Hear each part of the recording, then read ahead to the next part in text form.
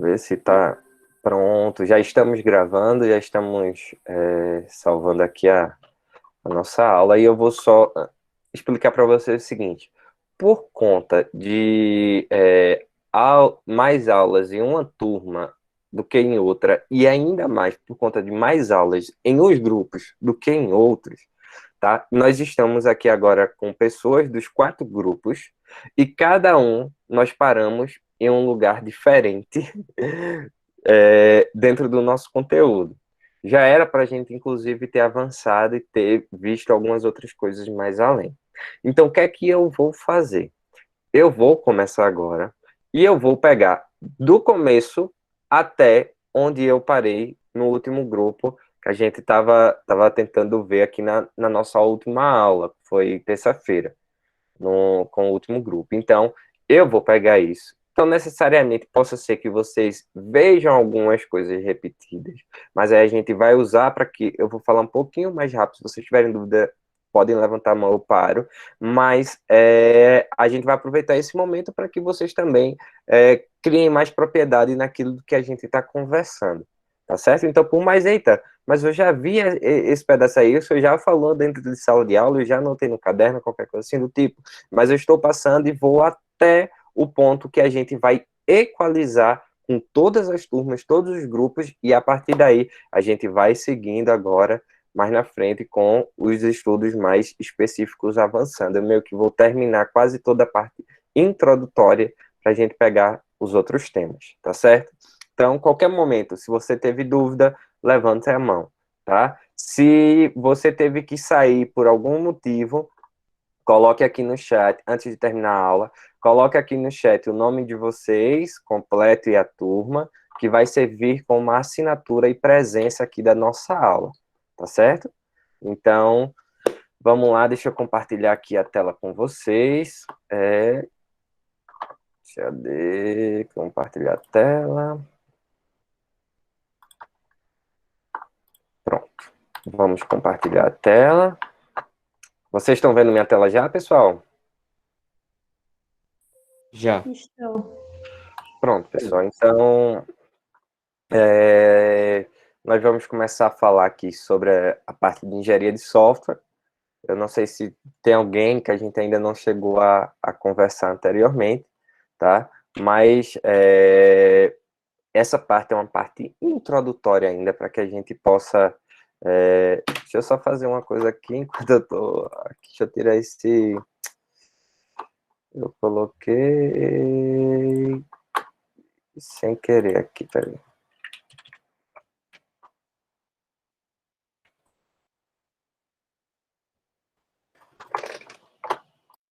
Oxi.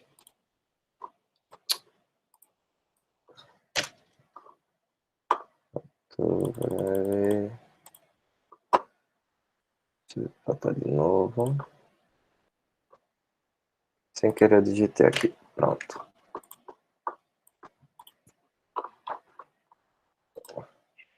Pronto. Opa.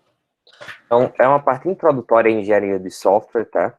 E aí a nossa disciplina, como eu tinha falado, é uma disciplina essencialmente teórica, porque depois, quando a gente chegar no final do ano, a gente não vai conseguir colocar tudo isso em prática em relação aos nossos projetos, porém, nós vamos tentar pegar os artefatos que a gente vai produzir ou vai estudar aqui dentro para poder levar para o projeto integrador de vocês, essas coisas assim do tipo, que aí a gente vai vendo mais na frente, tá? Então, mas a gente vai estudar, de forma geral, todo o processo que envolve o software.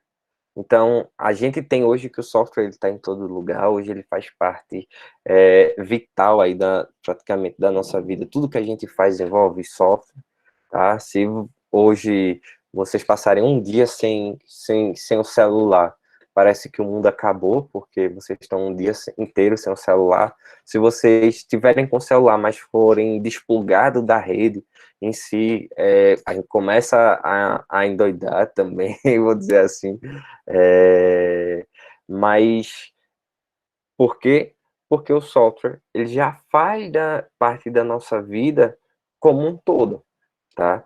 Então, tudo que a gente faz, desde uma compra, desde redes sociais, postar, desde saber notícia, desde ter essa oportunidade agora de falar aqui com vocês, tá certo? Nós estamos utilizando diversos softwares. Estou utilizando o PowerPoint, estou utilizando o Google Meet, estamos utilizando softwares relacionados à rede, estou utilizando nesse momento o Wi-Fi e assim por diante, tá? Então, mas lá atrás não era assim, não se tinha essa realidade, não se tinha os avanços que a gente tem hoje. Tá? Então, o pessoal hoje, quando quer trabalhar em um software colaborativo, a gente tem ferramentas que permitem que, da mesma forma como estamos comunicando pela rede, a gente consiga trabalhar no mesmo software, cada um em sua casa, e fazendo, e construindo, e juntando código, e por assim vai.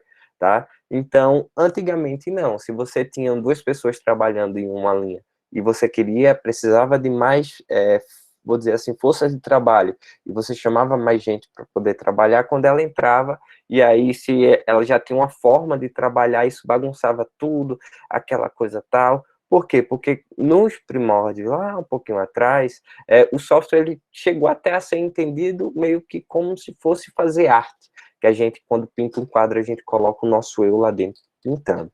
Tá? Então, tinha muita coisa informal, de que, eita, a gente trabalha assim, aí o cara vinha da outra empresa, não, mas eu trabalhava em outra empresa assim, e aquela coisa todinha, e isso daí, o resultado de todo esse contexto lá atrás, foram softwares de baixa qualidade e que foram difíceis de manter, tá certo? E aí foi nesse cenário que surgiu a engenharia de software.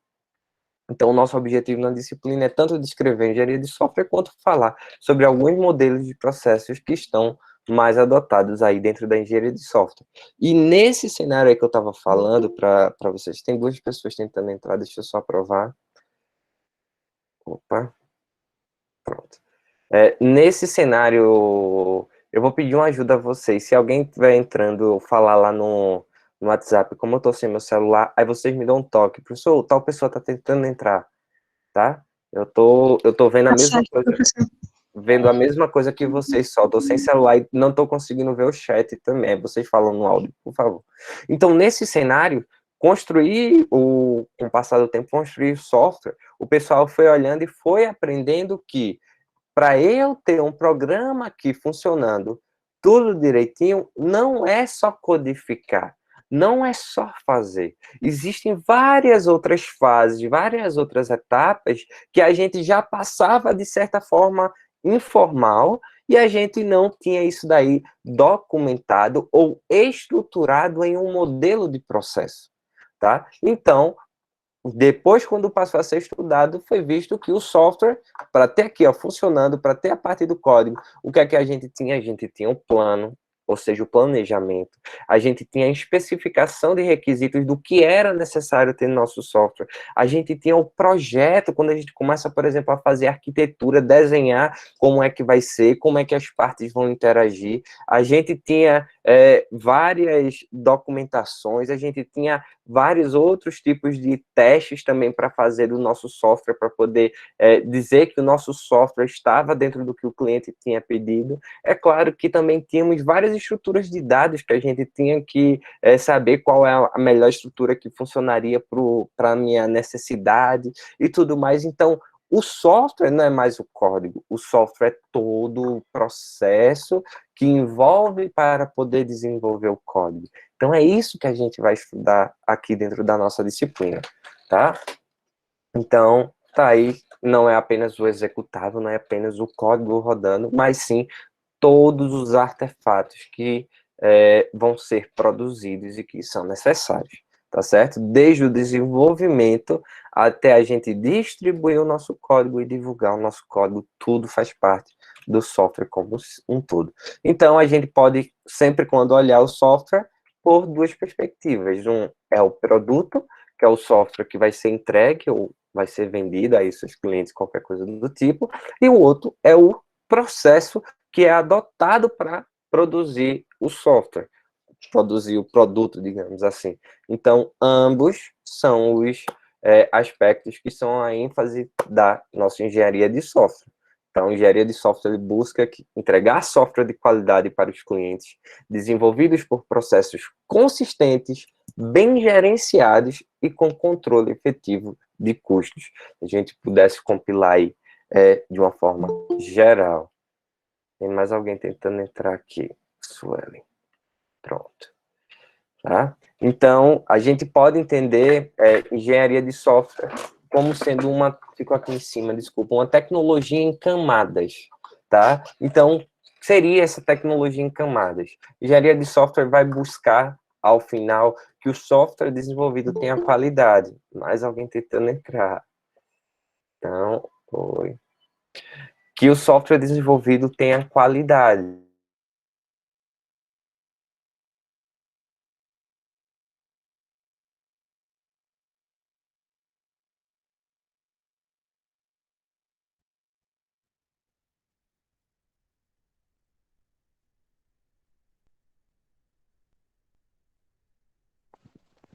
Foi só na minha ou a de vocês também parou? Era o que eu ia perguntar. Parou, Professor. Parou também. Travou aqui também. Eu pensei que a minha tinha caído. Só aqui. Oi. Eu também. Oi, vocês estão me ouvindo? Agora Agora sim. Agora sim. Agora sim. Mas estão vendo minha tela, não? Sim. Sim. Sim. Tá travando um pouquinho, mas sim. Então, o pior é que eu não consigo ir ali para a sala nesse momento, porque o Felipe acabou de tirar um cochilo e tá lá na sala. Aí, se eu for para lá, eu vou acordar por toda a voz. Aí eu tenho que estar aqui. Aí vamos com calma, se Tudo Deus bem, quiser, a gente professor. consegue aqui direitinho, tá? Então, ó, se acontecer alguma coisa, vocês falaram, por exemplo, que travou, eu fiquei escutando todo mundo. Eu não sei o porquê vocês não me ouviram. Tá? Então, vou voltar aqui para a apresentação. Vocês estão me vendo minha tela? Sim. Sim, sim. Pronto. Parou até em que parte eu estava falando?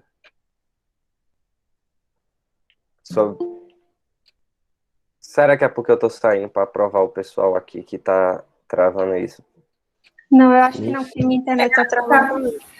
Mas acho que deve ser o próprio aplicativo, porque desde cedo ele tá Tá horrível. sim. Verdade, o Ave Maria. aplicativo tá meio A constante. internet de todo mundo hoje tá horrível, velho. Ô, professor, Oi. pra mim, parou aqui na parte do balãozinho azul. Eu não vi o resto, não. Tá, aqui, ó. Foi isso? É. Pronto. Então, vamos lá. Tá? Vou voltar e aí o que eu estava dizendo é o seguinte, é que engenharia de software ele pode ser entendido como uma tecnologia em camada. Por quê? Porque, então, já que são vários processos, são várias coisas que compõem o software, o nosso objetivo final ao desenvolver é que a gente tenha e obtenha qualidade no nosso software. Tá? Então, a gente passa a estudar os processos desse desenvolvimento que está relacionado às atividades que a gente vai desenvolver, atividades com o objetivo de atingir uma meta, chegar em determinada parte desenvolvida do software, ou de um requisito, ou qualquer coisa assim, desse tipo. E esses processos, essas atividades, elas são agrupadas em fases maiores, que são os nossos métodos, tá? E esses métodos e atividades, elas são apoiadas por ferramentas que vão nos permitir gerenciar tudo isso que vai estar sendo desenvolvido no nosso software, claro, tudo na intenção de aumentar a qualidade do software. Então, a gente tem que cada camadinha dessa daqui, do processo, métodos e ferramentas, uma apoia a outra, tá? Então, eu posso definir as minhas atividades por base dos meus métodos de processos ou meus paradigmas, a gente vai ver já já, que eu for adotar, assim como das minhas ferramentas. Eu posso ter ferramentas que já trabalham, implementam determinado modelo, tal, e aí a gente vai seguindo as atividades de acordo com ele, e assim por diante, certo? Então, a gente vai estudar agora os paradigmas da engenharia de software. Não sei porque eu estava testando aqui, mas ficou algumas coisas uma por cima do outro, tá? Então, como eu estou dizendo, todo software é desenvolvido seguindo um conjunto de atividades, beleza? Esse conjunto de atividades, eu acabei de falar, ele é apoiado por um processo, tá? E esse processo, ele segue geralmente, normalmente, um modelo de processo. A gente tem que perceber, tipo, quando eu estava falando que lá atrás, lá atrás, que o software seguia essas coisas, o pessoal seguia processos informais, o pessoal já seguia, vamos dizer, um conjunto de atividades para desenvolver. Porém, tudo isso, ou nada disso, era documentado, não era transformado como é agora em uma área que se estuda as melhores práticas, as melhores coisas para se fazer e aumentar a qualidade do software. Então, cada um fazia de uma forma, tá certo? Então, a gente tem essas atividades que são documentadas e que seguem determinado modelo de processo. E tais modelos é o que nós vamos chamar, a partir de agora, de paradigmas da engenharia de software. Então, nós vamos estudar vários paradigmas, tá? Então, para a gente, vamos dizer assim, definir esse modelo de processo ou paradigma, a gente pode falar que ele corresponde a uma representação abstrata que vai definir as etapas de produção de um software, tá? Então, quando eu falo dessas etapas de produção do software, não estou falando daquelas que, vamos dizer assim, são mais específicas, que já vão estar lá em baixo nível, não. Eu estou falando de etapas que já seguem um alto nível. Essas microetapas aí podem ser definidas mais na frente de acordo com o modelo que vai ser específico, mas de forma geral, falar sobre um paradigma de engenharia de software, eu estou falando do ciclo básico de desenvolvimento do software. Tá? E aí a gente tem vários modelos ou processos possíveis. E esses modelos, esses processos, eles seguem basicamente o que a gente chama de etapas comuns. Então, ele segue a partir de especificação, desenvolvimento, validação e evolução. Então, essas etapas comuns, eu acho que eu vou ler aqui, pronto. Essas etapas comuns, elas vão independer aqui do paradigma que vai ser adotado. Então, quando eu estou falando de especificação de requisitos, todos os paradigmas, todos os modelos, eles vão ter alguma fase que está relacionada a essa etapa, que vai ser a responsável por definir o que é que o software vai ter de fato e quais são as restrições. Tipo, a gente vai dividir mais na frente os requisitos em dois tipos, que são requisitos funcionais e requisitos não funcionais. Quando eu falo de requisitos funcionais, eu estou falando do que o software deve fazer, o que é que ele vai ter lá, que vai ser uma funcionalidade, algo do tipo que os clientes vão utilizar. Quando eu estou falando sobre requisitos não funcionais, são etapas que não necessariamente vão impactar ou depender de uma codificação, do que vai ser desenvolvido. O desenvolvimento é a implementação propriamente do software, ou seja, aquele fase que a gente vai, de fato, codar, né, codificar. A validação é quando a gente pega para ver se tudo que foi feito corresponde com o que o cliente especificou ou com a necessidade dele, o desejo dele. Será que, de fato, o que o cliente queria, de fato, a gente implementou? Tá? E a evolução é acompanhar esse software desde depois já. Tá aqui, tá tudo ok, agora eu vou instalar, eu vou implementar, vou levar para dentro do cliente, ele vai começar a usar, eu vou ter que me envolver com manutenção, qualquer coisa assim do tipo. Então, quando eu falo dessas etapas comuns e desses paradigmas, ele vai independer da área de aplicação, do tamanho e complexidade do projeto, tá? E aí eu pulei aqui a ordem, peço desculpa, mas a gente tem diversos paradigmas que vão estar sempre implementando esses modelos. Claro que cada um vai implementar esse modelo base do ciclo básico e vai trazer suas especificações. Então, a gente tem um modelo cascata, temos um modelo espiral, iterativo incremental, o RUP, baseado em componentes, prototipagem, e a gente vai começar a falar agora sobre cada um desses modelos. Então, esses modelos, esses paradigmas, por exemplo, o cascata foi um dos paradigmas mais antigos que tinha, e aí ele tem as especificações de suas fases, de como é que funciona, e essas fases, por exemplo, elas têm semelhanças, têm diferenças com o espiral, e assim por diante. E além disso, a gente pode, por exemplo, utilizar uma combinação de cascata com iterativo incremental, o iterativo incremental com o espiral, tá? O que é importante a gente saber é que esses paradigmas, tá? Esses modelos de processo, eles vão se diferenciar, tanto na definição dessas etapas do ciclo básico lá, por exemplo, quanto na ordem de execução, ou no conjunto de atividades, a participação dos clientes. Então vai ter modelo que vai pedir que o cliente participe muito no começo, mas na metade, ou para o final já diminui um pouquinho, ou vai ter uma participação que todas as etapas, ela precisa que o cliente participe, faça um bocado de coisa ali, ou faça todas essas etapas que são macros de forma para poucas atividades e depois a gente repete e a gente vai começar a ver todas essas características aí a partir do que a gente está estudando. Claro que, como eu estou dizendo, elas têm essas diferenças, têm vantagens, desvantagens entre cada uma, tá? Mas não existe um modelo de processo que simplesmente a gente vai dizer, olha, esse é o modelo de processo que é perfeito para tudo. Tá? Para tudo que a gente vai fazer, esse daqui é perfeito que vai dar certo. Não, não existe isso. Escolher um ou outro, tá? Vai depender de vários fatores.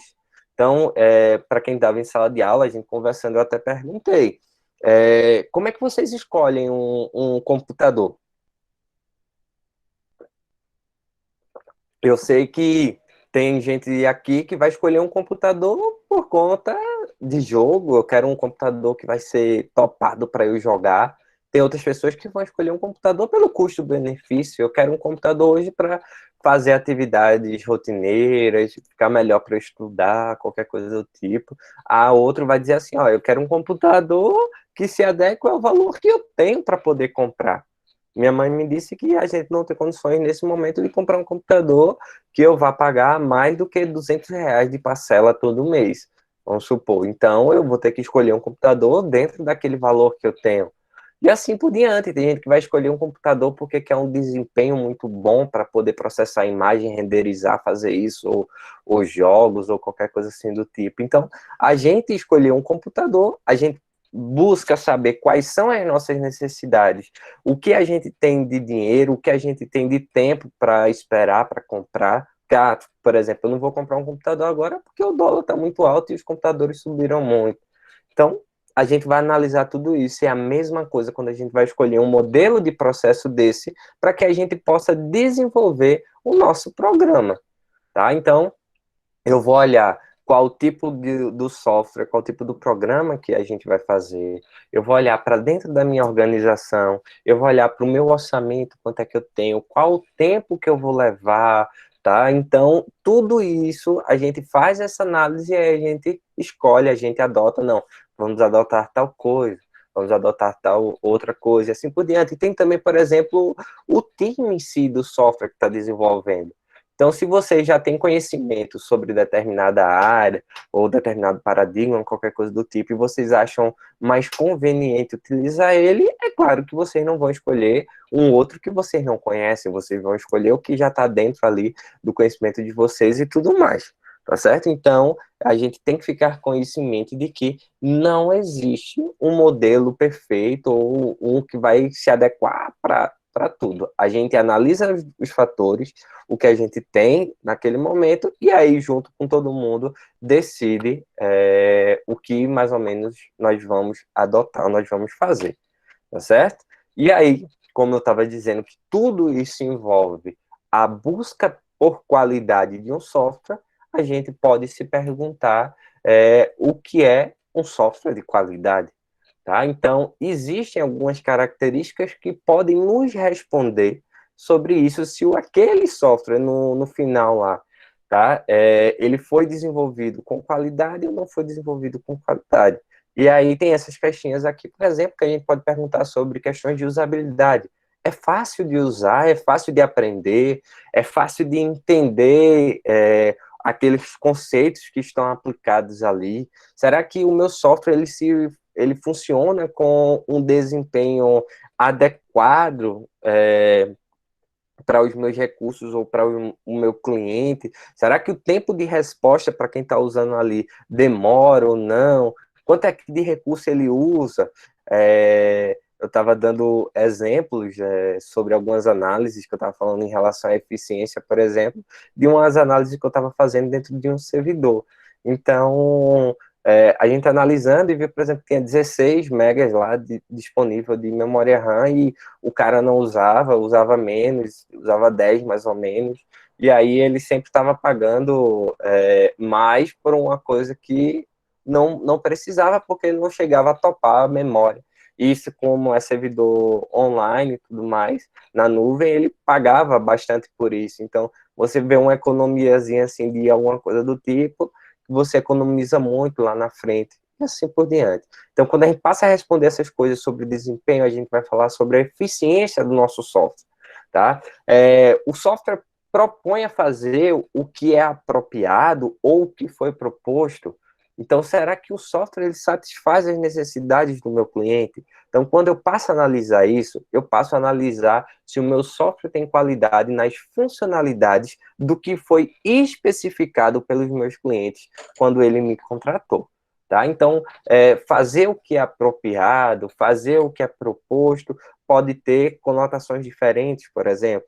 Então, meu cliente, até lembro que eu dei esse exemplo, acho que em sala de aula, meu cliente pediu para que eu fizesse um número ao quadrado. E aí, fazer esse número ao quadrado, deixa eu aceitar, fazer esse número ao quadrado, ele, quando me pediu, ele pensava o seguinte, eu vou fazer 2 vezes esse número. Então, se eu multiplico por 2, eu tenho um número ao quadrado. E aí, de repente, na hora de implementar, ele pedia número ao quadrado e a gente fez o número elevado a 2, vamos supor, o expoente a 2. Ou o número mais ele mesmo, porque também multiplica por 2. Então, a gente fez e chegou ao que o cliente espera. Então, foi o que foi exatamente proposto, não, mas a gente fez o que era apropriado. E isso daí, estou dando um exemplo bem simples, mas isso daí, se a gente vai para algo maior, digamos assim, a gente tem que vocês também são stakeholders, ou seja, vocês também fazem parte do processo. Um cliente, às vezes, quando pede alguma coisa para a gente, ele está pedindo um diamante e está dando uma pedra para vocês. Tá? Então, ele quer que vocês lapidem aquela pedra para poder tirar o diamante que está ali dentro. Então, a gente também coloca os nossos conhecimentos dentro para poder buscar ter mais qualidade dentro daquilo do que ele se propõe, porque muitas vezes até ele não sabe. Tá? Confiança. O meu software é imune a falhas, então o meu software, será que o meu software tem algum bug que está gerando algum defeito, que está apresentando falhas em contexto geral? Será que o meu software foi desenvolvido de fato sem bugs e tal? Eita, alguém pode estar usando determinada parte do meu software que não foi muito testado pela equipe de testes, e aí começou a apresentar esses bugs e tal, e uma parte lá parou, a gente não consegue fazer algumas coisas, tá? Então, quando a gente começa a responder isso, a gente começa a dizer se tem confiança no... O meu software tem confiança. Eu estava dando outro exemplo, eu lembro que eu falei o seguinte sobre essa questão de confiança. Se alguém já tinha ido a um caixa eletrônico e dentro do caixa eletrônico tentou sacar um dinheiro, estava acompanhando o pai, a mãe, a avó, tio, tentou sacar o dinheiro e a máquina ficou lá. Ela fica lá uns 2 minutos tentando calcular as notas para poder te dar o dinheiro que você pediu para sacar.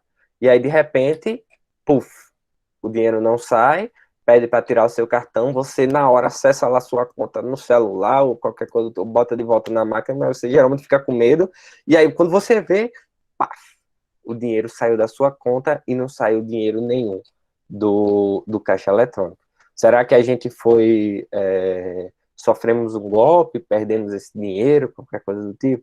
Isso é uma coisa que pode acontecer. A máquina, ela calcula a hora do dinheiro na hora que ela vai colocar lá para fora, tá certo? Então, ela verifica as notas que ela tem e se ela consegue lidar. Aquele tempo de processamento, ela estava tentando fazer, acho que, combinações diferentes para ver se tinha esse dinheiro. Aí, vamos supor, você pede R$ 90, a máquina tem lá R$ 10.000, mas só tem notas de 100, ela não vai conseguir te dar os 90. Então, ela fica lá tentando calcular para ver se encontra alguma alternativa em relação a isso.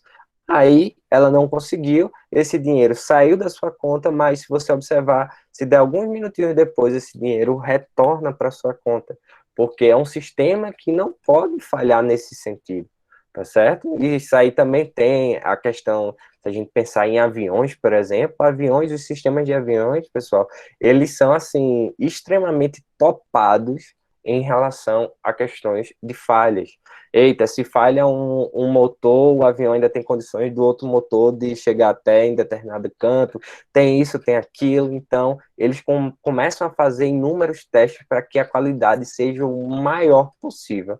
E manutenibilidade, tá? É se é fácil de modificar o meu sistema, se não, qualquer coisa do tipo. Você tem sistemas muito antigos, muitos sistemas legados, que eram sistemas desenvolvidos com, vou dizer assim, paradigmas de programação não orientados a objetos, ou não voltados a ter, vou dizer assim, uma característica que facilite ter manutenção, de você entender o que é que tem ali.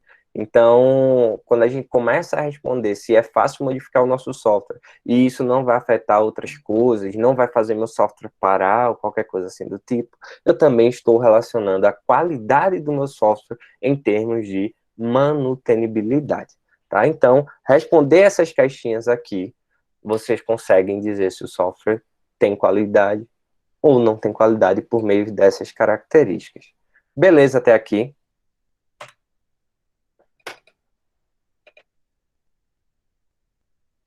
Tudo ok. Sim. Tudo ok? Vocês estão...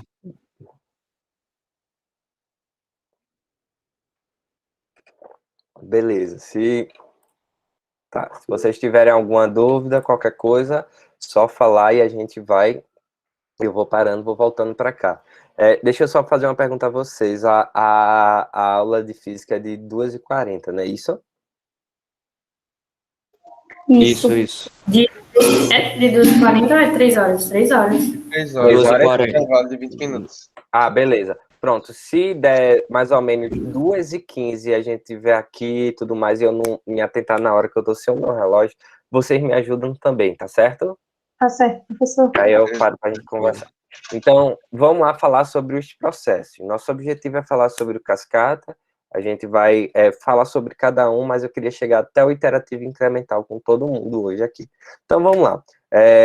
Cascata, o nome já sugere muita coisa, tá? E aí eu tinha perguntado, o pessoal estava em sala, se quando a gente pega uma cascata aqui, uma cachoeira, tem como essas águas daqui que estão descendo, elas voltarem para cá?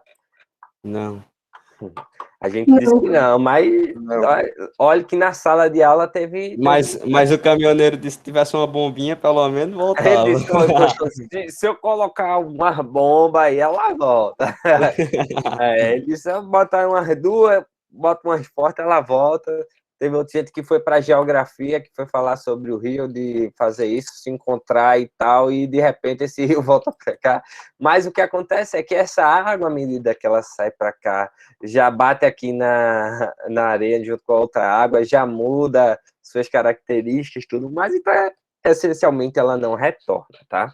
Então, isso sugere muita coisa sobre o nosso processo, sobre o nosso paradigma cascata, porque ele é um paradigma em que as etapas são executadas de forma sequencial, tá? O que é que isso quer dizer, que essas etapas são executadas de forma sequencial? É que ela segue uma ordenação linear. Então, se ela segue uma ordenação linear, isso implica falar aqui a vocês... Opa, eu botei aqui.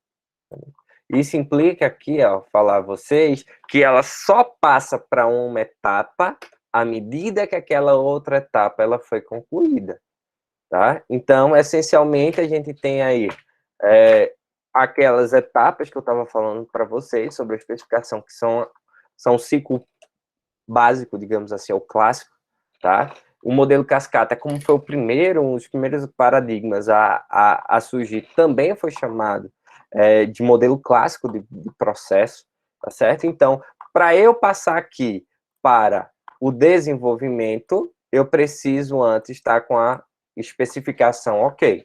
Para eu passar para a validação, eu preciso que o meu desenvolvimento esteja ok. Está ok aqui, eu estou falando que ele foi feito e aprovado pelo cliente. tá? Então, só chego em uma etapa se eu passo pela outra. Então, as fases, as etapas do modelo cascata, elas são divididas dentro de requisitos, análise de projeto, implementação, validação e manutenção. Então, é chamado de cascata porque se assemelha à cascata, inclusive, aqui, ó, tá? Então, é de lá dos requisitos à manutenção. Então, são fases que são bem definidas, é uma fase que foca muito, muito mesmo no planejamento. Por quê? Porque eu preciso, nessa fase de requisitos, saber tudo que, de fato, o meu cliente quer.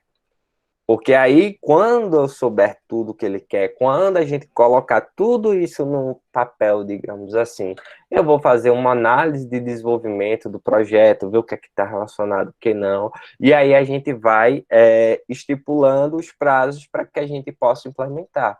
Então, uma vez que eu sei tudo o que a gente quer, eu venho aqui, planejo a minha implementação e depois começo, quando o cliente aprova isso daqui, eu começo a implementar.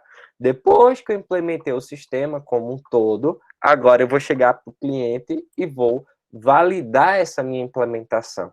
E aí o cliente vai me dizer se está ok, se não, e vou passar para a fase de manutenção. Mas vamos supor que, já adiantando, tá, eu estou aqui em implementação, estou implementando as coisas, e aí vou apresentar tudo ao cliente. Quando eu apresento tudo ao cliente, aí o cliente diz, eita, mas faltou isso, faltou aquilo, e tal, e tal, e tal. Então, isso daí vai ficar como se fosse para um novo projeto, porque este projeto do que foi aprovado aqui não tinha esses requisitos do que ele estava me pedindo, tá certo? Então, uma fase só passa para a próxima se o cliente aprovar. Então, aqui ele aprovou quais eram os requisitos e depois foi que ele viu que não. Então, esse é o nosso modelo cascata. Ele é considerado um modelo clássico porque foi o primeiro, assim, que o pessoal foi bem adotado e até hoje, tá? Ainda tem gente que utiliza ele, utiliza bem, produzindo software com qualidade e tudo mais. A gente tem situações, tá certo? Então, situações e situações. Quando eu vou falar, por exemplo, de requisitos, tá? Então, essa primeira fase de requisitos vai ser responsável por coletar todos os requisitos do software. Então, esses requisitos, depois que eu coleto, que tem as reuniões, eu vou apresentar ao meu cliente sobre o que a gente estabeleceu e o que é que vai ter lá dentro do software. O cliente vai dizer que sim ou que não. Tem software que é sensível a esses requisitos. Ou, como eu disse, o cliente tem lá só uma pedra e dentro tem lá o diamante e você ainda vai ter que lapidar. É nessa fase que você busca encontrar esse diamante para que você já saia dela, quando você adota o cascata, já saia dela sabendo o que o cliente de fato quer. Por quê? Porque se chegar mais na frente e não for o que ele quer, aí complicou, porque o processo ele não, vamos dizer assim, permeia essas especificidades, tá certo? Então, o que é que a gente tem que fazer para buscar e a gente ter uma coleta de requisitos dentro do que o cliente quer? A gente precisa conhecer o domínio do sistema que a gente vai fazer, a função, desempenho, quais as interfaces, ou mais ou menos como ele quer que vai ser desenhado, o que vai ser desenvolvido para facilitar isso, aquilo, tudo mais, e também como equipe de software, a gente tem determinadas áreas que a gente consegue aplicar muito bem o cascata e outras nem tanto. Então, por exemplo, o sistema da biblioteca que a gente estava desenvolvendo, que foi do projeto integrador, já está um ano e um pouquinho parado, mas os requisitos de desenvolvimento do sistema da biblioteca são os mesmos que quando eles levantaram lá atrás. Então, tem áreas que a gente consegue trabalhar bem com cascata e não ter problema quanto a essas mudanças de requisitos. Já tem outras áreas que não. Então, tem outras áreas que os requisitos, eles são muito dinâmicos. Então, nesse caso, a gente já sabe que não podemos adotar necessariamente o cascata, tá? Então, a análise de projeto, a gente vai buscar como é que vai ser as nossas interfaces, como é que vai ser a arquitetura, como é que a gente vai desenhar o nosso projeto como um todo, vamos começar a falar sobre prazos e tudo mais, e validar com o nosso cliente, tá? A implementação é a tradução do que a gente estava fazendo na fase anterior. Então, se lá a gente está desenhando mais ou menos como é que vão funcionar as caixinhas do nosso projeto, essas caixinhas podem ser subsistemas, pode ser arquitetura em si, para saber como cada coisa se conversa e tal, a gente começa a implementar de fato para ter isso de forma executável, tá? E a validação, a gente vai buscar aí os aspectos tanto internos quanto externos do nosso software, tá? Internos, a questão de bugs, para a gente corrigir, para a gente ter tudo direitinho, e externos é a parte funcional, se está dentro do que o cliente queria, se o resultado foi como esperado, e assim por diante. E a manutenção, a gente vai entregar, vai corrigir os erros, vai adaptar essas coisas tudo para o nosso cliente. É claro que adaptar ou corrigir uma coisa é diferente, vejam isso, tá? Porque aí podem surgir nas dúvidas da gente desenvolver uma coisa nova, ou seja, de ter um requisito que não existia antes, tá certo? Então, adaptar, ter essa fase de manutenção, que vai a gente colocar a mão no código novamente, vamos dizer assim, é diferente de implementar coisa nova, tá? Então, requisito era uma coisa que ele queria lá, uma característica, uma funcionalidade, que lá atrás ele não pediu. Então, se ele está me pedindo agora dentro dessa fase de manutenção, ó, isso daqui não está dentro do escopo do projeto, isso daí é mais ou menos quase um outro projeto que a gente pode fazer à parte, tá? Então, esse é o nosso cascata. A gente tem essas limitações que eu estava falando ali brevemente, sobre essa questão dos requisitos ser inalterados, ou seja, eles não podem ser modificados ao longo do processo. Uma vez que eu passei por eles na etapa de levantamento de requisitos, eu não mudo mais esses requisitos, tá? Então, a gente precisa essencialmente conhecer, tá? Todos os requisitos antes da gente desenvolver o nosso projeto. E esse é uma das maiores limitações do cascata, tá? Outra limitação, quase que eu pulo aqui sem esquecer de falar, é que quando existem tarefas que são dependentes, são tarefas meio que pré-requisitos, a gente só pode, como desenvolvedor, fazer aquela tarefa quando aquele pré-requisito for atendido, tá? Então, vou dar um exemplo aqui. Vocês fizeram mais ou menos essa organização um tempinho atrás, dentro do projeto integrador. Quando vocês estavam fazendo o software de vocês, e o software de vocês ia ter comunicação com o banco de dados, vocês só conseguiam desenvolver o software quando vocês tivessem aquele banco de dados ou aquela estrutura pronta. Então, se vocês não tivessem a tabela ali, vocês não conseguiam enviar dados ou recuperar e desenvolver, tá certo? Então, são um pré-requisito, por exemplo, dentro do que vocês já estavam, inclusive, adotando, tá? Vantagens do cascata é padronizar os métodos para análise de projeto, codificação, teste e manutenção. Como ele foi um dos primeiros, não se tinha nada disso na área ainda, tá certo? Então, ele veio, padronizou e disse, olha, o processo de desenvolvimento já funciona assim, a gente tem essas etapas, a gente tem essas fases aqui dentro de cada etapa dessa que a gente pode seguir para objetivar ou ter esses softwares de mais qualidades, tá? E eles também têm etapas que são semelhantes às etapas genéricas e pode ser aplicado a todos os outros paradigmas. Isso quer dizer que a gente pode usar outro paradigma e usar o cascata dentro de atividades e tudo mais, tá certo? Qual a desvantagem disso daqui?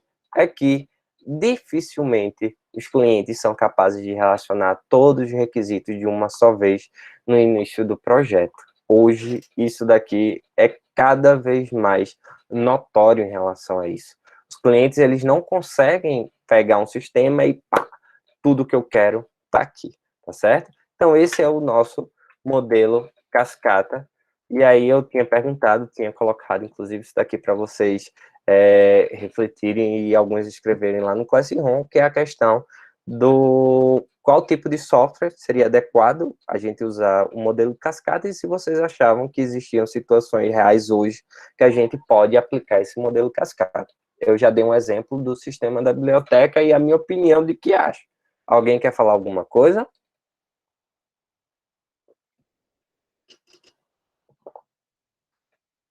Gente, vocês estão me ouvindo? Sim. Tá todo mundo dormindo? Não. Não. Isso é quem levantou a mão? Letícia Luana levantou a mão. Ô, professor, não sobre em que se encaixa o modelo cascata, mas sobre aquela suposição que o senhor deu, que na etapa de validação, o cliente diz que faltou algum dos requisitos, tipo, quer implementar mais alguma coisa. Aí isso seria modificado na etapa de manutenibilidade? Não. Nesse caso, se a gente está adotando o cascata e o cliente, quando eu estou ali, ele diz, olha, faltou isso, aí isso daí vai ter que ser sacado, tá certo? Para ser visto como se fosse um processo, um adicional do processo. E aí não vai entrar dentro do meu projeto padrão do que eu estou desenvolvendo. Em outras palavras, olha, isso infelizmente não foi especificado antes, depois que a gente terminar aqui, finalizar todo esse desenvolvimento, vocês estão vendo minha telinha aqui, ó, que eu estou mudando. Depois que eu finalizar o desenvolvimento, aí a gente faz um novo projeto de software para poder acrescentar isso que faltou. Agora, se o que ele pediu, você tentou fazer e fez de uma forma que ele não concordou, que ele considerou errado, qualquer coisa assim do tipo, aí sim, esse daí você vai corrigir dentro de manutenibilidade. Aí, no caso, o que seria o novo projeto vai ter que repetir tudo de novo só para encaixar o requisito novo? Você vai fazer um novo projeto. E encaixar esse requisito novo, veja só que é praticamente, a depender do que você vai mexer, imagine você ter que mexer em todo o sistema. Você vai ter que fazer novos testes para saber o que você fez, não quebrou nada. Você vai ter que ter novos prazos, porque se ele passou ali uma coisa que não estava projetada, e você tem um mês para terminar o software, como é que você vai terminar um mês se é um requisito novo que vai demorar 4? Sabe? Então, não pode ser tratado dentro do projeto, senão você vai passar muito mais tempo seguindo essa linha do cascata, passar muito mais tempo para terminar aquela projeção inicial. Então, considerando que, até hoje, projetos de software ainda sofrem muito com atrasos, tá? Então, se você vem colocando requisitos novos, isso vai complicar mais ainda o desenvolvimento do software, vai até chegar a comprometer todo o planejamento que vocês tinham. Então, seguindo a metodologia do cascata, desculpa, o paradigma cascata, o modelo de processo, a gente não vai adicionar novos requisitos. Se tem isso, a gente, ao término daquele projeto ali específico, que já foi tudo levantado antes, a gente pode começar um novo, vamos validar especificar esses requisitos, vamos planejar quanto tempo vai ser necessário desenvolver, qual o impacto do que já foi feito, aí vamos implementar, vamos testar com o cliente e depois também dar manutenção a ele junto com o restante do sistema.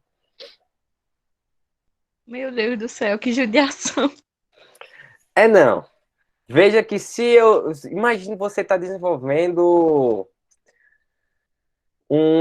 pronto. Imagine você desenvolver um Facebook inteiro. E aí você está desenvolvendo o Facebook e lá no começo eu disse a vocês que eu queria postar notícias e tudo mais. Ou mensagens. Aí, beleza. E aí, quando você está terminando de fazer tudo isso, eu digo, pessoal, agora eu quero que vocês adicionem a parte de enviar foto, criar álbum, curtir foto, dar reações de foto, tudo que envolva alguma coisa relacionada à foto.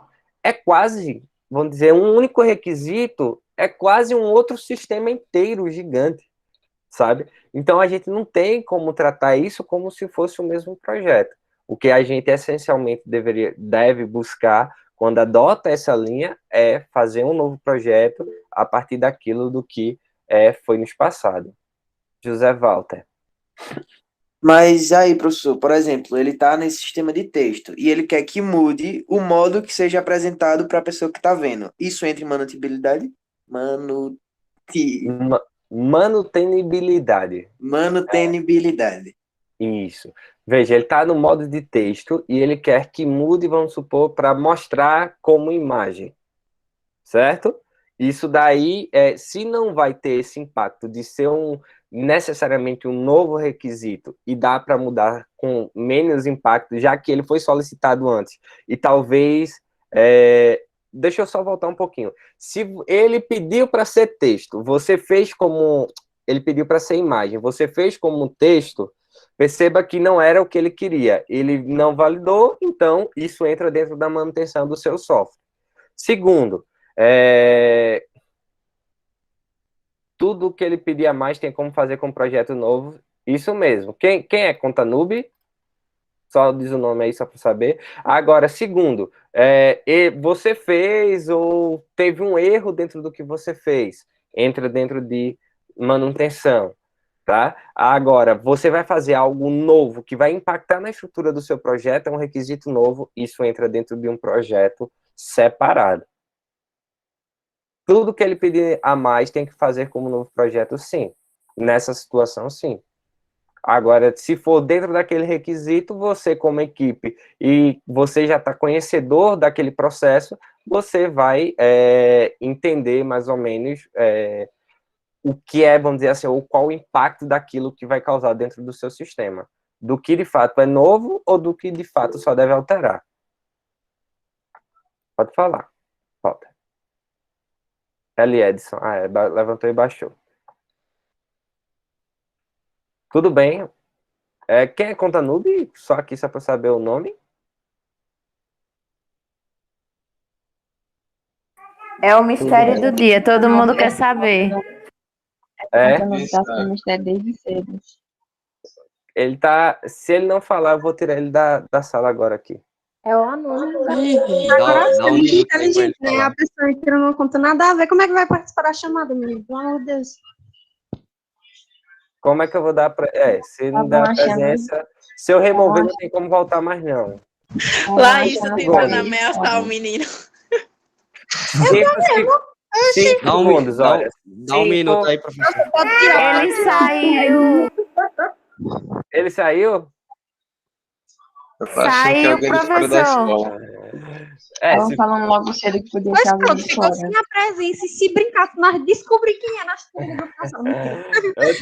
eu tô brincando, mas se ele teve acesso ao link, possivelmente é alguém da escola. Só precisa se... Ele disse que dizer era quem é. do ar.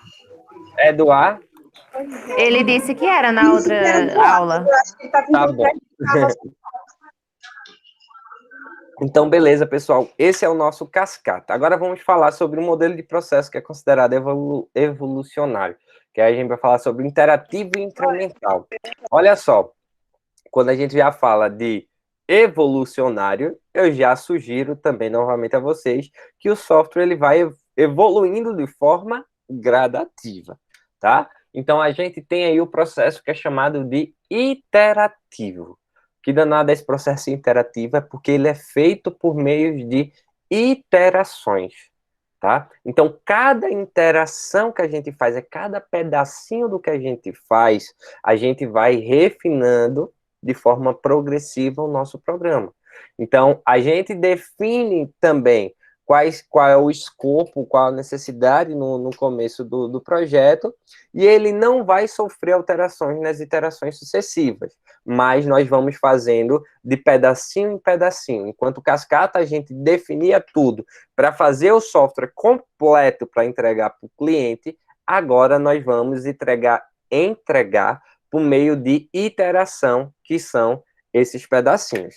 Olha só, a gente não altera o escopo, mas o detalhe do que a gente vai entregando vai aumentando à medida que a gente vai passando pelas iterações. É como se a gente tivesse isso daqui, ó. Eu tenho um software de controle de uma locadora, e aí o software é esse verdinho aqui atrás, ó, completo. E aí, para entregar, depois que eu especifico junto com o meu cliente, eu vou definir iterações que são pedaços desse software. Então, eu vou ter aí, sei lá, 20 interações para poder entregar o meu software completo. Minhas iterações vão ser a cada 2 semanas, a cada 15 dias eu tenho uma iteração e a cada 15 dias eu entrego um pedaço, um pedaço, um pedaço, um pedaço e depois, ao final, entrego o software completo da minha locadora, tá certo? Então, esse é o nosso processo iterativo. Sim, uma observação importante, tá? Que não necessariamente, cada iteraçãozinha dessa vai entregar uma parte funcional, tá? Então, vamos supor, eu posso entregar aqui uma parte da interface do meu sistema, mas que você só consegue ver e nada ali funciona, tá? Eu posso entregar a estrutura das tabelas lá do meu banco de dados, todo o modelo pronto do meu projeto de banco de dados, mas que não necessariamente é algo funcional que o cliente vai conseguir verificar por meio do sistema dele.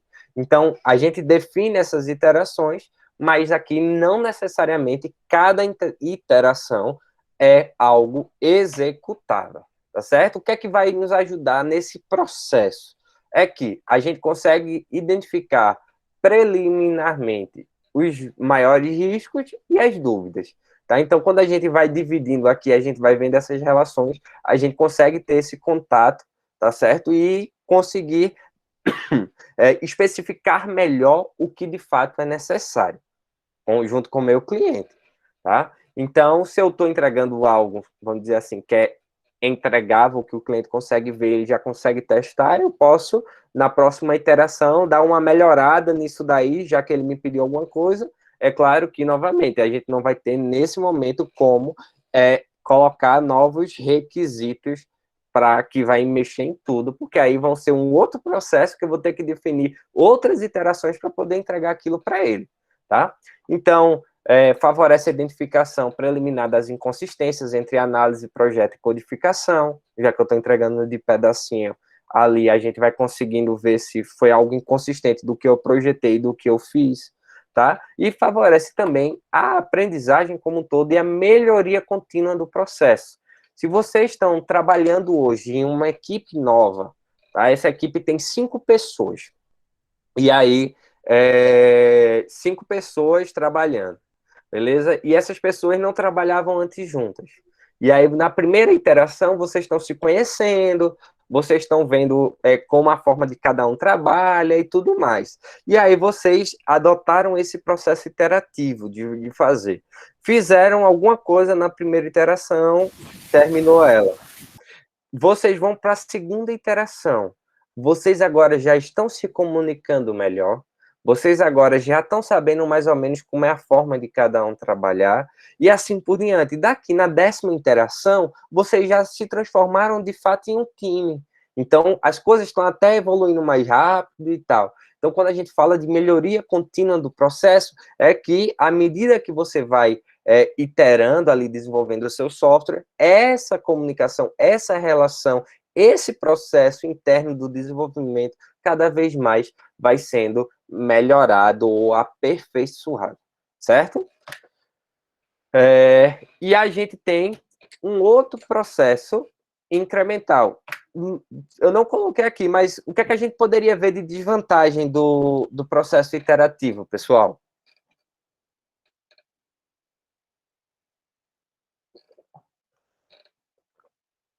Povo? Pessoal, estão me ouvindo? Eu, professor, tô raciocinando. Tá raciocinando? Tá carregando aqui. Oi. Já é 2h12, viu? Só pra deixar avisado. Tá bom. Quem me avisou? Camille. Camille, tá certo, Camille. Então, vamos lá. Bora correr aqui, tá certo? Quem levantou a mão? Não. Que valida... cadê Arthur?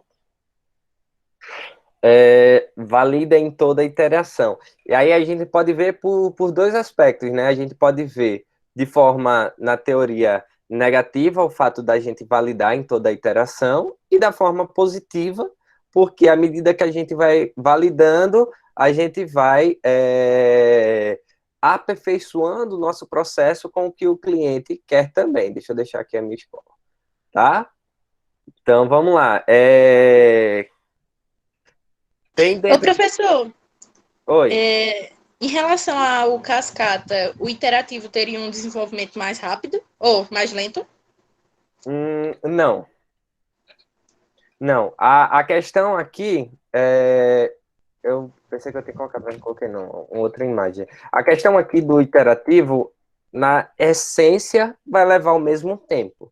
A diferença é que como eu vou particionar aqui, dividir a minha entrega do meu software como um todo, eu vou entregando de pouquinho em pouquinho, e esse pouquinho eu vou validando, vou vendo com o meu cliente, eu vou mudar o meu planejamento, tá? No Cascata eu vou planejar o seguinte, olha, eu entrego toda essa parte do sistema na data X, vamos supor, tá? E eu entrego essa outra parte na outra data. Aqui na interação, como eu posso produzir algo que não necessariamente é verificável, que o cliente não vai ver aqui como o sistema um todo funcionando, eu posso diminuir esse tempo de entrega e entregar coisas de forma, vamos dizer assim, mais rapidamente, e aí esse rapidamente o cliente vai acompanhando e vai vendo a evolução do processo. No meu cascata, eu vou chamar o cliente para poder estar vendo, vamos supor, ó, vou levar 3 meses para codificar o teu software. Daqui a 3 meses a gente vai sentar e vai ver o que é que eu fiz. E aqui não, aqui eu sou 15 dias, e a cada 15 dias eu posso chamar meu cliente para verificar e validar com ele o que foi feito, ou qualquer coisa do tipo. Beleza? Entendi. Ok. Aí a gente tem agora um outro processo, que é o incremental. Perceba que toda vez quando a gente vai falar sobre o iterativo, a gente vai falar sobre o iterativo incremental, que é o que mais, vamos dizer assim, o mercado adota do que adotar os dois processos juntos, tá? Então, eles meio que dá para eles se complementarem para funcionar melhor. Então, o incremental, a gente vai desenvolver o software por meios de incrementos. Antes eu falava sobre iterações, tá? Agora, incrementos sucessivos do escopo do software. Então, quando é que isso vai ser útil e como é que isso vai funcionar? A gente vai especificando e construindo o meu software de forma gradativa, tá? Vai possibilitar que a gente desenvolva a nossa aplicação de uma forma agora mais rápida. Então, se o cara quer construir lá, ele quer o diamante, e ele está te dando aquela pedra lá quadrada, o que ele queria de requisito era tirar o diamante. Então, aí você vai começar já a lapidar para você saber exatamente o que ele quer, e isso daí você vai fazendo entregas e vai refinando e vai evoluindo o desenvolvimento da sua aplicação. Para a gente fazer isso, a gente requer o uso de ferramentas específicas, tal. E aí tem os problemas de que frequentemente os sistemas eles não são bem estruturados, mal documentados, tal. A gente tem um problema em relação ao incremental quando o processo aí não é claro, porque vai dificultar o planejamento da gente em relação ao seguinte, ó, eu não sei quanto tempo eu vou levar para encontrar o teu diamante, porque eu vou ter que lapidar aqui, vou ter que ir construindo. Então, a gente vai fazendo isso de formas incrementais, por meios de incrementos, tá? Então, olha, se eu tenho aquele mesmo software de controle da locadora, ao invés de especificar o software como um todo, eu vou fazer isso por pedaços, tá? Mas agora são pedaços executáveis. Então, é assim, ó, o software de uma locadora, qualquer que seja, eu preciso cadastrar o meu cliente, beleza? Então, vou ter que ter um formulário lá do meu cliente. Se é uma locadora de livros, vamos supor, uma biblioteca, eu vou precisar cadastrar o meu acervo. Então, eu entrego o cadastro de clientes, depois vou lá e entrego o cadastro de acervo, projeto como é que é a minha interface, a questão de locação, de como vai funcionar, como é que o cliente pega aquele livro ou pega aquela coisa para alocar e por aí vai. Então, tipo, eu não tenho mais agora, eu não preciso mais especificar o meu software como um todo, como eu fazia no meu iterativo, e depois eu especificava as iterações do que eu estava entregando ao meu cliente.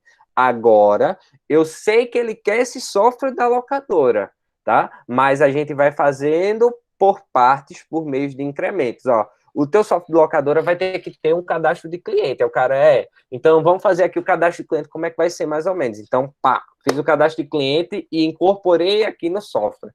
Ó, o teu software agora, tu tá me dizendo que ele precisa locar alguma coisa. Então, peguei qual é o contexto e pá, fiz o cadastro de locação e assim por diante, tá certo? Então, ele não sabe como é o sistema como um todo, sabe-se que tem várias partes do sistema, então o sistema é complexo, porque várias partes que vão precisar se conversar, e aí você vai desenvolvendo ele por meio de incremento. A gente pode vê-lo de uma forma um pouquinho diferente, seria mais ou menos isso daqui, ó. A gente esboça, desenha qual é a necessidade, tá? Associa essa necessidade a incrementos de software, do que a gente vai chamar isso de releases, depois a gente vai falar sobre, tá? E aí eu projeto qual é a minha arquitetura, tá? Então, ó, eu só desenhei quais são o que é que mais ou menos que ele vai ter, que o sistema vai ter. Aí eu coloquei o seguinte, olha, você me disse que vai ter o cadastro de clientes, então tá aqui. Ah, você me disse que vai ter isso, vai ter aquilo. Então, ó, a alocação envolve clientes, então eu vou precisar desenvolver as duas coisas. Então, no meu primeiro incremento, eu vou te entregar isso daqui.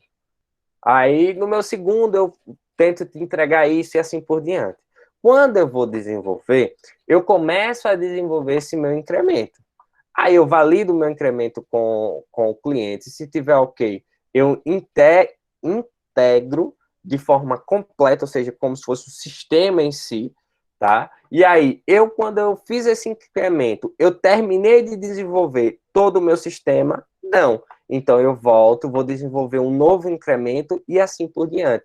Então, à medida do que eu faço, eu sempre estou validando com o meu cliente e já estou aperfeiçoando o que ele mais ou menos quer, para depois, quando eu chegar aqui, ó, não tem mais incrementos para desenvolver, eu vou entregar o sistema final desenvolvido, já está muito próximo do que o cliente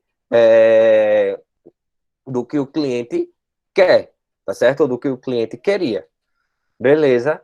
Aí eu vou fazer uma pergunta a vocês já, tá certo? Então, deixa eu só falar agora sobre algumas características a gente tem de vantagens disso daqui. Por exemplo, um risco menor de fracasso completo do sistema, tá certo? Então, se o cliente está validando e ele está participando desde o começo, tá certo? E à medida que eu vou tendo esses incrementos, significa que quando eu entregar o meu sistema final funcional, não vou correr aquele risco que eu tinha lá no Cascata de quando o cara bater o olho e dizer, olha, não é isso que eu quero, tá certo? Então, vai diminuir bastante o risco de ter um fracasso como um todo. A gente pode ver esses incrementos como protótipos do sistema, porque aí vão ser partes funcionais e tudo mais, tá certo? Podem ser, um incremento pode ser incorporado a outro, e por aí vai. E é claro que, como eu vou estar desenvolvendo parte por parte, agora de incrementos, e esses incrementos como algo funcional, eu preciso especificar com o meu cliente aquilo que de fato é tipo super fundamental, é super prioritário começar por ali. Então eu começo pelo que é prioritário, porque daí a gente vai desenvolvendo e vai destrinchando e vai fazendo outras coisas ali no meio, tá certo? Então, o que é que o mercado fez com isso daí?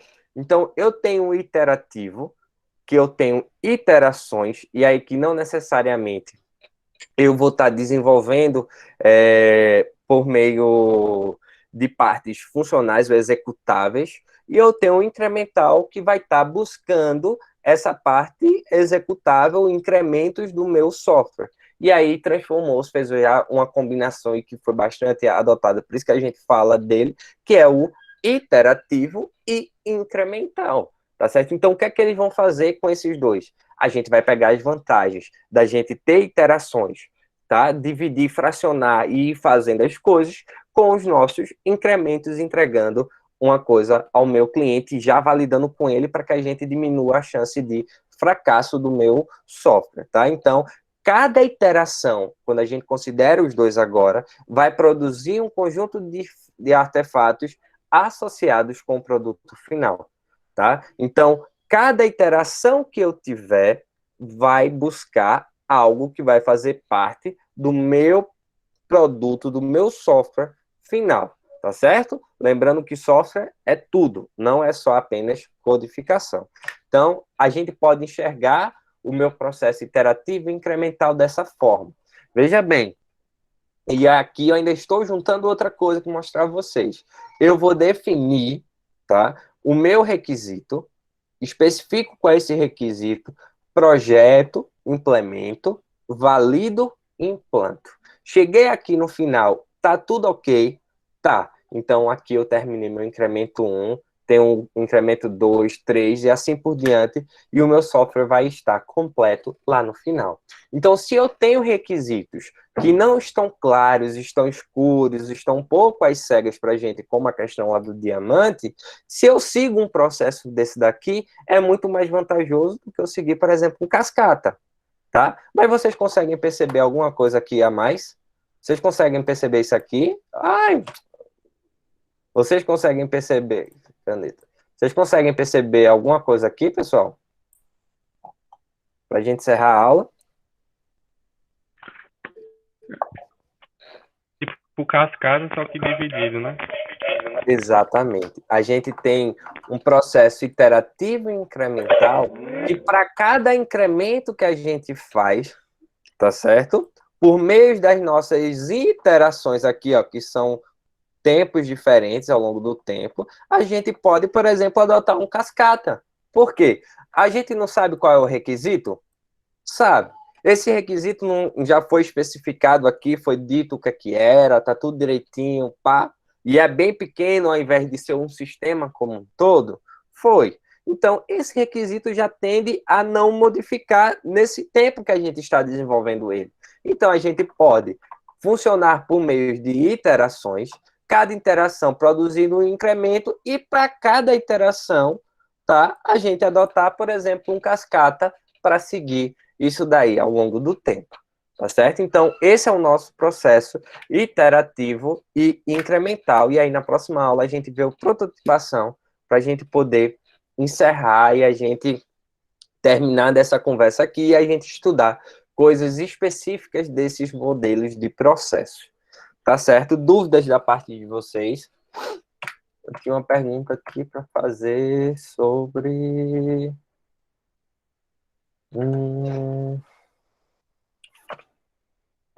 tudo bem. Dúvidas da parte de vocês, pessoal?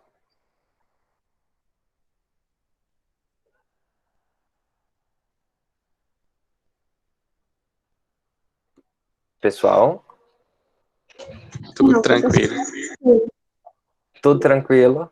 Tranquilo. Pronto, eu passei ainda 6 minutinhos aí do tempo de vocês. Bianca levantou a mão. Não passou não, professor, era até 2h40. Pode passar mais aí, A bora aula até de 3 é horas. até 2h40. Mas é porque eu tenho... Foi nos solicitado que a gente sempre deixe um tempo para que a gente possa ver as dúvidas, possa ser que alguém não pergunte aqui, aí eu planejei mais ou menos a gente sempre ter 20 minutos ou 40 minutos dentro da nossa aula para que a gente possa ter isso. Porque é o tempo que vocês estão mandando mensagem no WhatsApp e tudo, antes de começar a outra aula, para não sobrepor as coisas. Tá? Mas aí tudo bem. Então, vocês, em relação a dúvidas, tudo ok?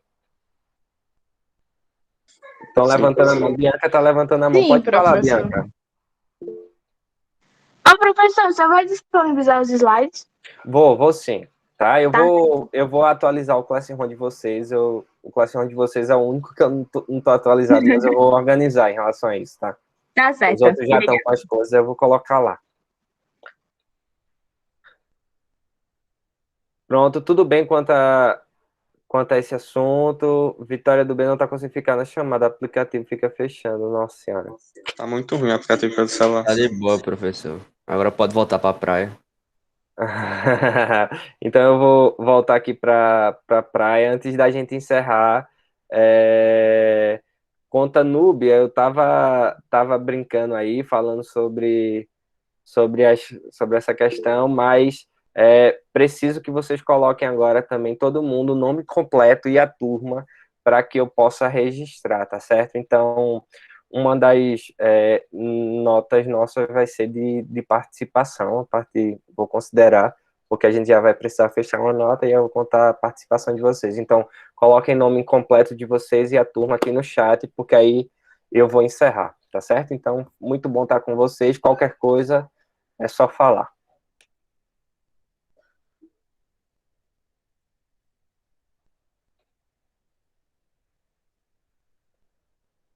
Eu preciso, para quem vai estar assistindo depois, tá certo? Aí eu peço que vocês coloquem o nome aqui embaixo, nos comentários, porque vou contar como a presença de vocês. Nesse momento, eu vou esperar que todo mundo colocar, porque aí quando todo mundo colocar o nome aqui...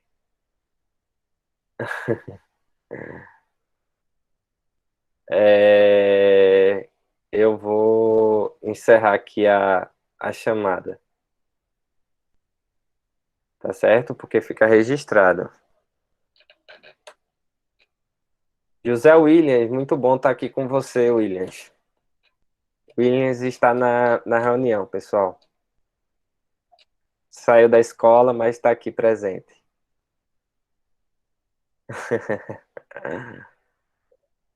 É o Williams, o José Nube, o Nube aí.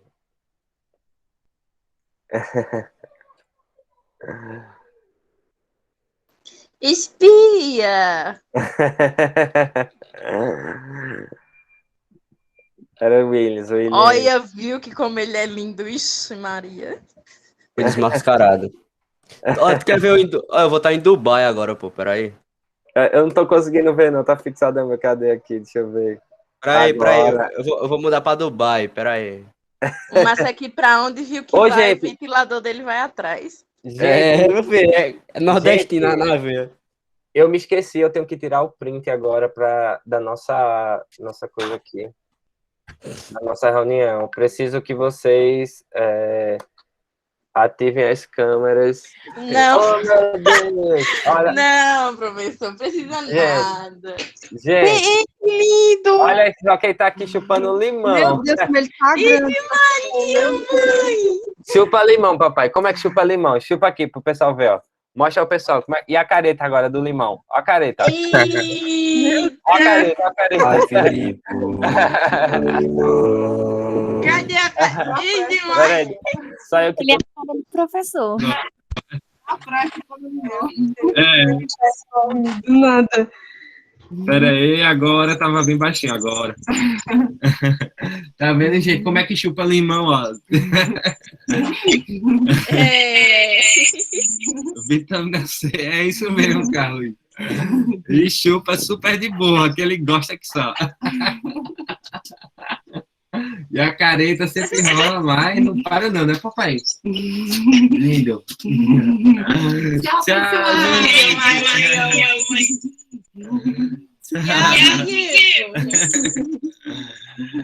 É isso. Ô, gente, deixa eu só tirar o print aqui da tela. Preciso. Alguém consegue? Eu não tô conseguindo mudar o. Ah, pronto. Deixa eu alterar o layout aqui. Bora todo mundo pra praia agora para eu poder tirar o print aqui para poder salvar. Vai pra praia. Aqui. Praia, viu o quê? Ah, opa, coisa boa ver vocês aqui, rapaz. Olha aí, ó. Renato já tá na praia também. Só eu que não apareço aqui na foto. Não tá aparecendo pra mim. Eu não apareço pra mim, não. Deixa eu ver. Oxi, agora tá aparecendo. Vamos lá, ativem agora as câmeras de vocês. Vamos. Eu não acredito Peraí, que ele tá, não. Ah, eu não aguento. Aí ele saiu. Peraí. Não.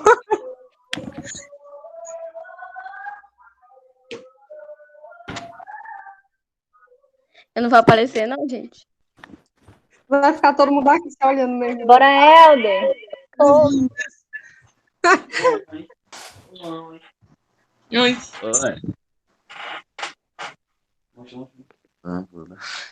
Oxe, cadê o professor? Quem caiu foi? Ele caiu. Eu mandei levantar. Oh, meu Deus. Não. Não. Levantou. Viu que matou o professor e ficou com a praia. Coitado, ele se machucou. Professor, seu microfone tá desligado. Gente, eu vim aqui. Quem caiu da reunião agora fui eu. Professor, disseram aqui que o senhor caiu, o senhor se machucou, não. Oi, rapaz, doeu aqui, porque eu disse, quando eu fui tirar o print, você saiu da reunião. Eu disse, oxente, vai na hora da foto. Quem consegue tirar o print aí e mandar lá no grupo pra mim, por favor, da gente? Peraí, eu vou tentar aqui. Que eu não consigo me aparecer aqui na reunião, não. Vamos lá, vou dar um legalzinho aqui na praia, todo mundo... Eita, meu óculos. Que óculos de sol. Oxe, eu tô na praia, meu filho. Fazer o quê? Quem é que vai tirar o print, hein? Ei, Eu tiro aqui, ó. vai tirar o print aí, deixa eu pegar meu óculos aqui, rapidinho. Peraí, eu também. Peraí também. Rapidinho. E essa produção? É o quê?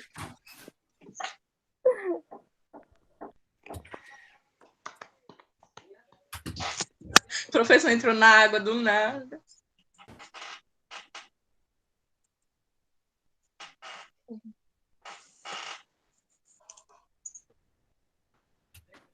Desenrolei aqui.